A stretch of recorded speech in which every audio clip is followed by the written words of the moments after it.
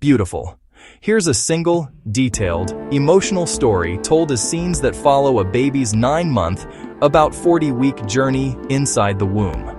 It mixes gentle biological milestones with sensory emotional moments, so it reads like a short cinematic story adults will find touching. A 9-month journey. Scenes. Prologue, the first spark. Light filters through a kitchen window. 2 hands, a laugh, a kiss. Somewhere tiny and invisible, a single cell meets another. The narrator leans close to that moment, like you lean close to a small fire. Careful, amazed. A promise begins. Scene 1. The journey begins. Days 1 to 14. A translucent corridor of cells drifts through warm water. The blastocyst implants into a soft, velvet wall. Inside the mother, there's a quiet, a mist period, a flutter of hope, a private test strip that blinks yes. She lets the word maybe become we. In the clinic light, the first tiny lines on a monitor mean a future is being written. Scene 2. Little heartbeat. Weeks 4 part 6. A tiny throb. The embryo shifts from a cluster to a shape. A doctor points at a grainy screen, a pixelated thump. A heart. The mother keeps this sound on a recording, plays it back in the darkness like a lullaby for a dream not yet shaped. The world outside continues to rush, but here, a heart has learned to beat. Scene 3. Tiny limbs, huge potential. Weeks 7-8. Buds appear that will become arms and legs. The embryo curls into a crescent, then stretches. On her walk, the mother feels fatigue and nausea. The scent of coffee that once comforted now slams the door. She discovers a reserve of patience in the middle of the day and whispers to the belly, "Grow well." Scene 4. Features. Beginning to show. Weeks 9 to 12. The embryo is now called a fetus. The face arranges itself. Eyelids, the slope of a nose, the possibility of a smile. Tiny fingers start to separate. The mother holds a scarf over her abdomen and imagines the future pocket of warmth. School books, scraped knees, bedtime stories. Friends pour in congratulations and soups. She laughs through the fog of hormones. Scene 5. The first kicks. Weeks 16 to 20. At first a flutter, then a bubble, then a solid little thump. Life announces itself. The father pauses his typing, hand resting on the rounded belly, eyes wide.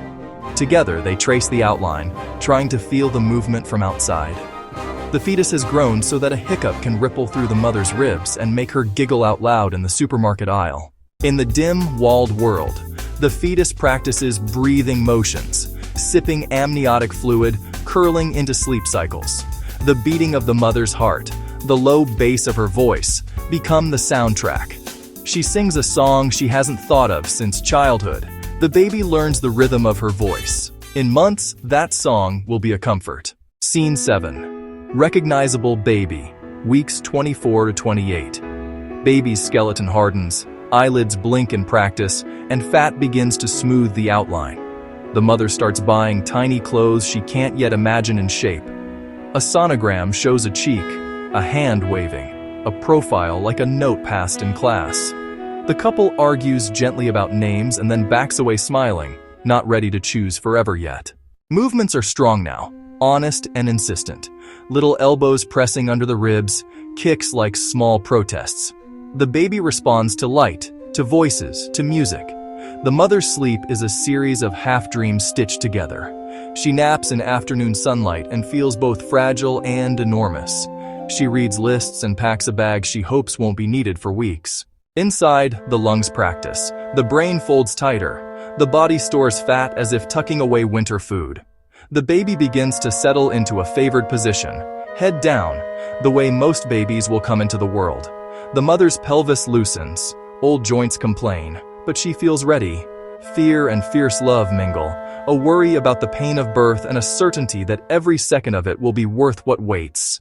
The baby now occupies most of the space, turning small somersaults that the mother can both see and feel in the shape of her belly.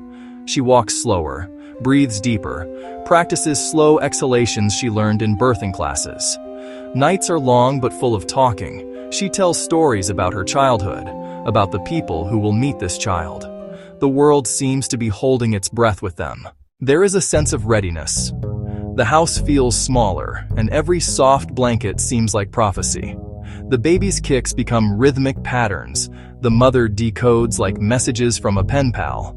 A hiccup, a demand to be noticed, a final rehearsal. In the hospital, there are bright lights, a chorus of machines, the calm authority of nurses. Contractions begin like waves. The father squeezes the mother's hand. Each surge of pain is counterweighted by a rising, river-bright hope. Then the world changes. A cry, raw and immediate, the first intake of air outside the warm dark. The nurse lifts a slippery, crying little person to the mother's chest. Time rearranges itself around that first meeting. Tears, laughter, and the smell of new skin fill the room. The parents look at each other, and then at the tiny hand that wraps a single finger with surprising strength. "We made you," they say, and mean it both as fact and as prayer. Epilogue. After the womb. The baby grows anew now in the light and noise of life, but echoes of the womb remain. A love for soft humming, a startled calm when the same song plays, a preference for the timbre of the mother's voice. Mother hums softly. The 9 months inside were a careful apprenticeship in warmth, rhythm, and trust. What began as a single cell became a person with a laugh and a future. What began as a secret becomes a world. If you'd like, I can turn this into a narrated script for a short video with scene durations and camera notes. Make a simpler month-by-month timeline you can print. Rewrite it from the baby's point of view, very poetic, or the father's perspective. Which version would you like next?